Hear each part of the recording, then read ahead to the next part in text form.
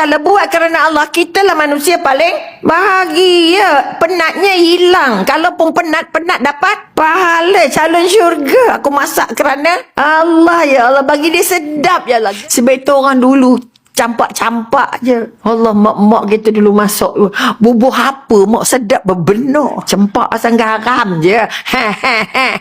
Tak payah tulis. Kamu tengok je. Bayang tak pernah belajar masak. Buku masak tak ada.